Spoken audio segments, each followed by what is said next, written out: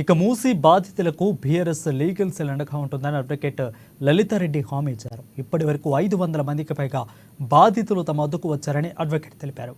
అలాగే హైడ్రా బాధితులు కూడా తమ వద్దకు వచ్చి ప్రభుత్వంతో ఫైట్ చేయాలని అడ్వకేట్ లలితారెడ్డి కోరారు.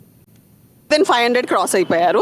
సో అందులో దగ్గర అంటే 400 చిల్లర పైచులకి ఆల్మోస్ట్ 500 టచ్ అయినాయి.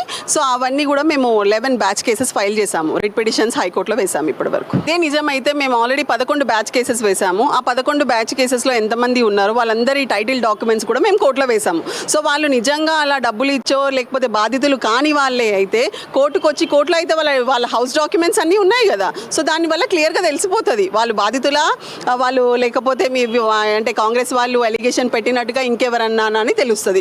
నిజంగా ఒకవేళ వాళ్ళు కొంతమందికి ఏదైతే ఐ థింక్ 150 or 120 మందికి ఏమో ఇచ్చినట్టున్నారు కదా, or okay whatever up to 100 more than 100 పర్సన్స్కి వాళ్ళు అలర్ట్ చేశామని అంటున్నారు. ఇప్పుడు వస్తున్నారు మళ్ళీ హైదరాబాదీలు. అంటే కొంతమందికి యాక్చువల్గా వితౌట్ ఎనీ నోటీసెస్ చాలామంది ఇల్లులు హైదరాబాద్ కూలగొట్టేశారు. అంటే వాళ్ళు ఎలా అంటే ఒక ప్యానిక్ ఒక ట్రామాలో ఉన్నారు. యాక్చువల్గా వాళ్ళకి అర్థం కాలేదు.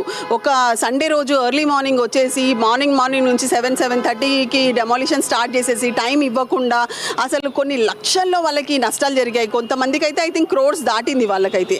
సో అలాంటి వాళ్ళ ట్రామాల నుంచి బయటికి రాలేకపోయారు. ఎక్కడ పోవాలి ఏంటి అని వాళ్ళు చాలా ప్రయత్నం